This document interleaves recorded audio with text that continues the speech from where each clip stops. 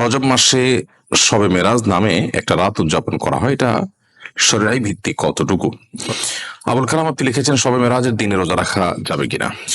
রুহুল আমিন আপনি লিখেছেন মেরাজের শিক্ষা ও নির্দেশনা কি। ফরহাদ আহমদ আপনি লিখেছেন রজব মাস শুরু হলে একটা দোয়া পাঠ করা হয়, আল্লাহুম্মা বারিক লানা ফি রজব ওয়া শাবান, এটা কি সুন্নাহ সম্মত? নজরুল ইসলাম আপনি লিখেছেন রজব মাসে শবে মেরাজ নামে একটা রাত উদযাপন করা হয়, এটা শরীয়ী ভিত্তিক কতটুকু? রজব মাসে আহ লাইলাতুল মেরাজ নবী সাল্লাল্লাহু আলাইহি ওয়াসাল্লামের ঘটেছে বলে আমাদের সমাজে বহুল প্রচলন রয়েছে, এবং রজব মাসের 27 তারিখে 27তম রাতকে লাইলাতুল মেরাজ বা শবে মেরাজ তথা মেরাজের রাত হিসাবে উদযাপন করা হয়ে থাকে।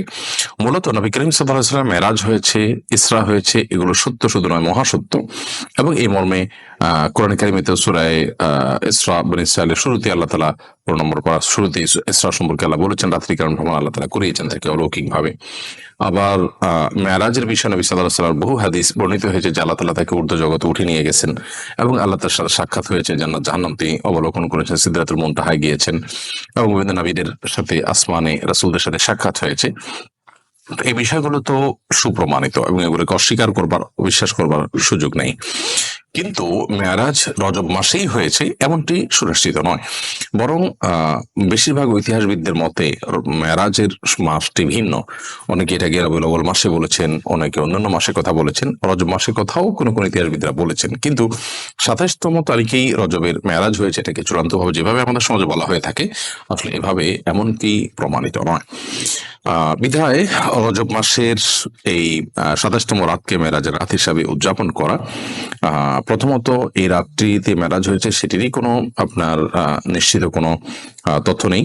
আবার দ্বিতীয়ত হলো যে যদি ধরেও নেওয়া হয় যে রাতে নবী সাল্লাল্লাহু আলাইহি ওয়াসাল্লাম মেরাজ হয়েছে, কিন্তু সেই মেরাজ হয়েছে হিজরতের আগে, অথচ নবী সাল্লাল্লাহু আলাইহি ওয়াসাল্লাম হিজরতের পরে অনেক বছর বেশি ছিলেন, তিনি সেই রাতকে কেন্দ্র করে প্রতি বছর কোনো বিশেষ কোনো আমল, বিশেষ কোনো কার্যক্রম তিনি কখনোই সম্পাদন করতেন বলে কোনো প্রমাণিত নয়।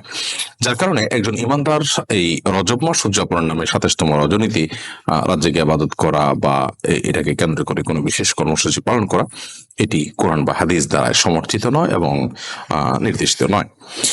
রুহুল আমিন আপনি লিখেছেন মেরাজের শিক্ষা ও নির্দেশনা কি। মেরাজের সবচেয়ে বড় শিক্ষার বিষয় হলো যে সালাতের গুরুত্ব এত বেশি যে আল্লাহ তাআলা সালাতের নির্দেশ দেওয়ার জন্য তিনি তার কাছে ডেকে নিয়ে গেছেন এবং 50 ওয়াক্ত সালাতের নির্দেশ দিয়েছেন, সেখান থেকে আল্লাহ তাআলা কমাতে কমাতে 5 ওয়াক্তে এনেছেন এবং এই 5 ওয়াক্ত যে আদায় করবে তাকে 50 ওয়াক্তেরই সওয়াব দেওয়া হবে বলে আল্লাহ তাআলা ওয়াদা করেছেন। বিধায় মেরাজের সবচেয়ে বড় শিক্ষা হলো যে সালাতের গুরুত্ব কত বেশি সেটা আমরা শিখতে পারি মেরাজ থেকে, এবং সেই সাথে মেরাজের মাধ্যমে আল্লাহ তাআলা তাকে নবী সাল্লাল্লাহু আলাইহি ওয়াসাল্লামকে কিছু কিছু অপরাধের শাস্তি কেমন হবে তার দামি আল্লাহ তাআলা দেখিয়েছেন, তার মুখ আল্লাহ তাআলা দেখিয়েছেন, এবং সেটির মাধ্যমে সে সমস্ত অপরাধগুলোর ভয়াবহতাও আমরা আঁচ করতে পারি, অনুমান করতে পারি। বিধায় মেরাজের সমস্ত শিক্ষাগুলো আমরা ধারণ করতে চেষ্টা করব এবং নবী সাল্লাল্লাহু আলাইহি ওয়াসাল্লাম যে বার্তাগুলো এনেছেন সেই বার্তাগুলো আমরা গ্রহণ করার চেষ্টা করবো। আল্লাহ আমাদের সেই তৌফিক দান করুন। আবুল কালাম আপনি লিখেছেন শবে মেরাজের দিনে রোজা রাখা যাবে কিনা। অন্য দিনের মতো এই দিনটা সোমবার বৃহস্পতিবার সেই হিসাবে রোজা রাখলেন, ওকে হতে পারে, অথবা এটা 27তম রাত মেরাজের সেদিন দিনটিতে আপনার অন্য কোনো রোজা আপনি রাখেন তার সাথে মিলে গেল, রাখতে পারেন, কোনো অসুবিধা নেই। কিন্তু মেরাজের দিবস হিসেবে কোনো রোজার নির্দেশ করা হয়েছে কোথাও বিশুদ্ধভাবে বর্ণিত হয়নি। বিধায় এই মেরাজের রাত, মেরাজের দিন উপলক্ষে আপনি 27তম রাতে 27তম দিনে ইয়েতে রজবের রোজা রাখার গ্রহণযোগ্য কোনো বর্ণনা বা সূত্র কিন্তু কোরআন ও হাদিস থেকে পাওয়া যায় না। ফরহাদ আহমদ আপনি লিখেছেন রজব মাস শুরু হলে একটা দোয়া পাঠ করা হয়, আল্লাহুম্মা বারিক লানা ফি রজব ওয়া শাবান, এটা কি সুন্নাহ সম্মত? আল্লাহুম্মা বারিক লানা ফি রজব ওয়া শাবান ওয়া বাল্লিগনা রমাদান। দোয়াটির অর্থ হলো হে আল্লাহ আপনি আমাদেরকে রজব এবং শাবানে বারাকা দান করুন এবং রমাদান পর্যন্ত আমাদেরকে পৌঁছে দিন, অর্থাৎ রমাদানের জন্য আমরা পাই, লাভ করি সেই তৌফিক দান করুন। এই দোয়া রজব মাসে শুরু হলে পাঠ করবে কিনা এ বিষয়ে বাইহাকী সহ বেশ কয়েকটি হাদিসি কিতাবে এই দোয়াটি বর্ণিত হয়েছে। অনেক মুহাদ্দিসগণ, অনেক হাদিস বিশ্লেষক, ওলামা ইকরাম এই দোয়ার সনদের মধ্যে কিছুটা দফ বা দুর্বলতা খুঁজে পেয়েছেন।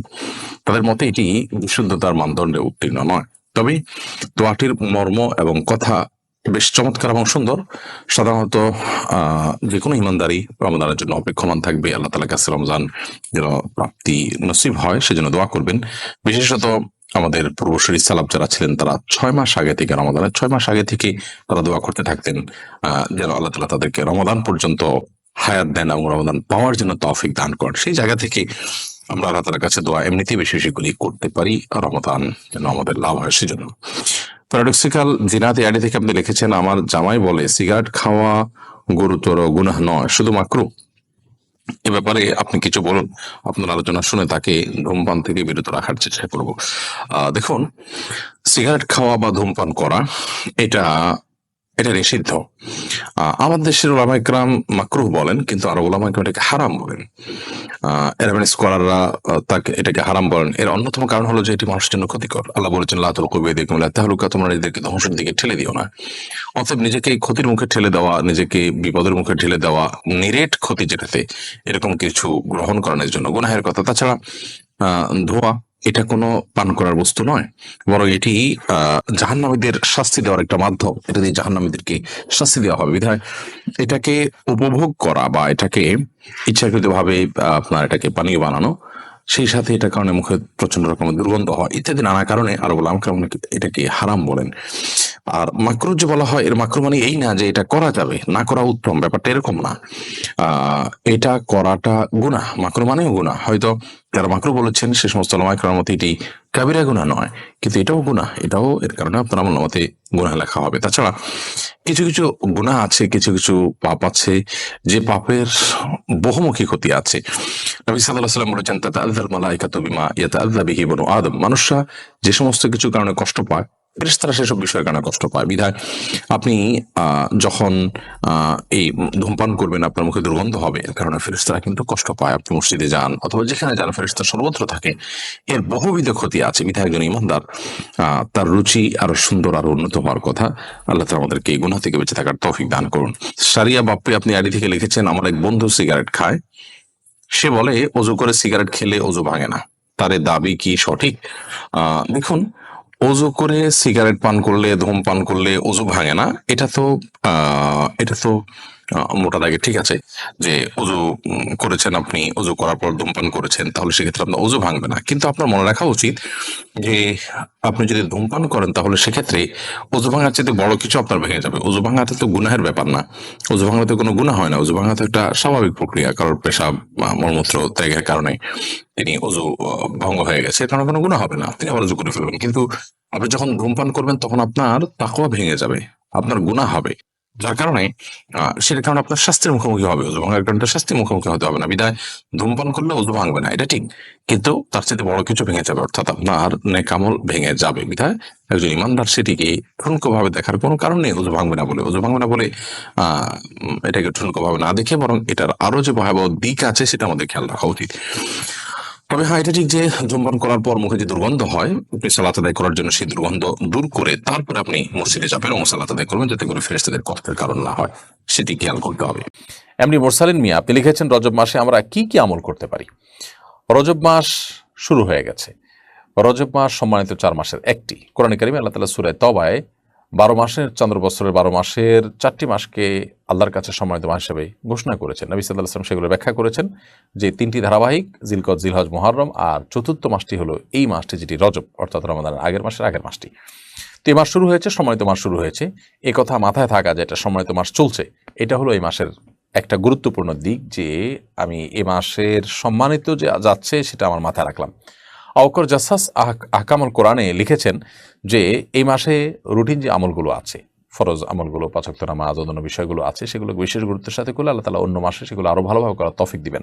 আর এই মাসে গুনাহ থেকে বেঁচে থাকার জন্য চেষ্টা করলে আল্লাহ তাআলা অন্য মাসে গুনাহ থেকে বেঁচে থাকার তৌফিক দিবেন, সুযোগ দিবেন। সেজন্য একজন মুসলিম হিসেবে আমাদের এই মাসে গুনাহ থেকে বেঁচে থাকার চেষ্টা করা উচিত। আল্লাহ তাআলা নির্দেশ করেছেন কোরআনে আলাদা করে, ফালা তাজলিমু ফিহিন্না আনফুসাকুম, তোমরা এই মাসে নিজেদের প্রতি অবিচার করো না। অন্য মাসে গুনাহ করার চাইতে এই মাসে গুনাহ করার অপরাধের বেশি, কারণ সম্মানিত মাসে গুনাহ করার দায় আমাদেরকে নিতে হচ্ছে, সেজন্য এটি লক্ষ্য রাখতে হবে। এছাড়া রজব মাসের জন্য আলাদা কোনো আমল, আলাদা কোনো আপনার করণীয় কোরআন হাদিসে বলা হয়নি। তবে একটি দোয়ার কথা আমরা শুনি, আল্লাহুম্মা বারিক লানা ফি রজব ওয়া শাবান ওয়া বাল্লিগনা রমাদান। আল্লাহ রজব এবং শাবানে আমাদেরকে বরকত দান করুন এবং রমজান পর্যন্ত আমাদেরকে পৌঁছার তৌফিক দান করুন। এটি হাদিসে বর্ণিত হয়েছে, তবে সে হাদিসের সনদ নিয়ে মুহাদ্দিস গ্রহণের আপত্তি রয়েছে, যদিও এ হাদিসের মূল বক্তব্যে নিয়ে কারোর আপত্তি নেই এবং এটার অর্থ ভালো।